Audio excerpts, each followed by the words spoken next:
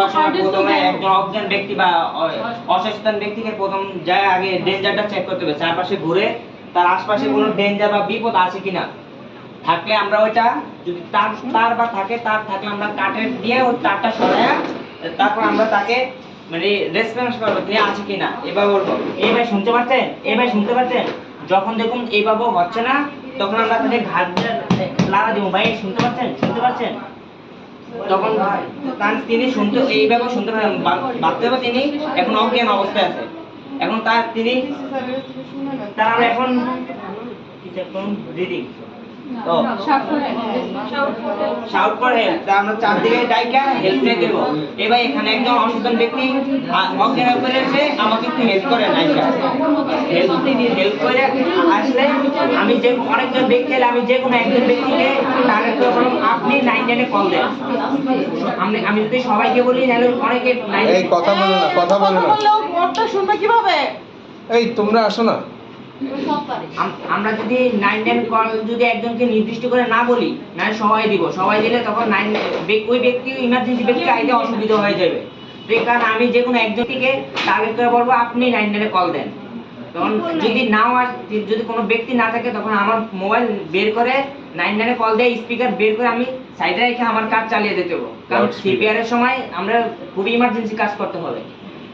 তখন যদি তারপর মোবাইলটা সাইডে রেখে আমরা হেডটিল এয়ারওয়েসে সমতল জায়গা রেখে এয়ারওয়ে ক্লিয়ার করতে হবে। এয়ারওয়ে ক্লিয়ার করার সময় আমরা সবসময় আমরা ডাইন সাইডে বসতে হবে সিপিআর এর সময়। আমরা তার মাথাটা একটু সাইড করে ব্যাক করে আমরা মুখটাকে ফ্রি করে দিব, মানে এয়ারওয়ে মুখের ভিতরে কিছু আছে কিনা এটা বের করে দিব, আঙ্গুল দিয়ে বের করে দিয়া তারপর আবার ঠিক করে হেডটিল চেঞ্জ মানে মাথাটা এইভাবে রাখা তার মুখটা এবার ফাঁকা করে দেওয়া এইভাবে, যেমন এইখান দিয়ে বাতাসটা আসা ভরা করতে পারে। এখন যেখানে আমরা হার্টে যে যাইতে পারে খুবই ইমার্জেন্সি ভাবে এইভাবে যদি রাখি সারা হলো এতটুকু পর্যন্ত আসে, এইভাবে যদি রাখি আমার বাতাসটা এখানে এইভাবে যদি আসে আমার বাতাসটা এখানে ক্লিয়ারলি যাইতে পারে রাইখা তারপর আমার ব্রিদিং এবং পালস একসাথে চেক করতে হবে। কারণ একসাথে চেক করার কারণে আমার সময় বাঁচবে। সময় বাঁচার জন্য আমি এইভাবে রাখবো, আমার কানটা রাখবো নাকের সাথে, যেমন আমি নাকে শুনতে পারি এবং বাতাসটা আমি মুখে ফিল করতে পারি। আর চোখটা রাখবো আমার এই বুকের সাথে, যেমন বুকটা উঁচা নিচা করে কিনা। আর আমি সাথে সাথে পালসটা 10 সেকেন্ডে চেক করবো। কোথায়? ক্যারোটিড আর্টারি পালসটা চেক করবো 10 সেকেন্ডে, যেন আমার 1-2টা কাজ একসাথে করতে পারি সময় বাঁচার জন্য। যখন দেখতেছি আমি পালসও নাই তার ব্রিদিংও নাই তখন আমি তাকে সিপিআর দেওয়ার জন্য প্রস্তুত হয়ে যাব। চেস্ট কম্প্রেশন ওইটাই সিপিআর এর প্রাইমারি মেথড। মানে ওটা সংক্ষেপে আর কি সিপিআর দেওয়ার জন্য মানে প্রস্তুত হয়ে যাব। সিপিআর দেওয়ার সময় স্বপ্নে আমার দুর্বল হাতটা চেইন লিঙ্ক না না এটা হচ্ছে নিপল লাইনের স্টার্নামের মাঝখানে দুর্বল হাতটা আমার সবল হাতের উপরে রাখা এইভাবে রাখতে হবে। আমি এটা যেমন আমার ব্যাকা বা কিছু না হয় স্ট্রং থাকতে হবে, কারণ এই প্রেসারটা আমার এখান থেকে আসবে।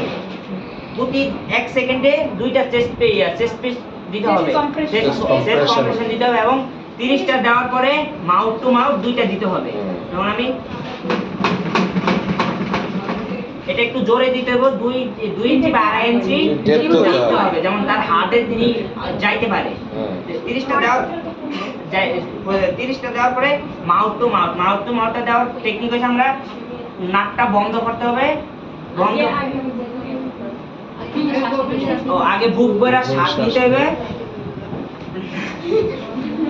তারপরে নাকটা বন্ধ করে এইভাবে সরাইতে হবে, চোয়াল চাপ দিয়ে এইভাবে এখানে ধরে এখানে হাতটা বুড়ো আঙ্গুলটা এখানে দিয়ে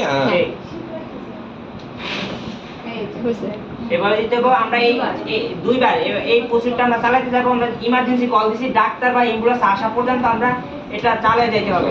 আর যদি তখন তিনি জ্ঞান ফিরে আসে তখন তাকে আমরা এক সাইড করে দিতে পারি, যেমন নিঃশ্বাসটা তিনি দ্রুত নিতে পারে।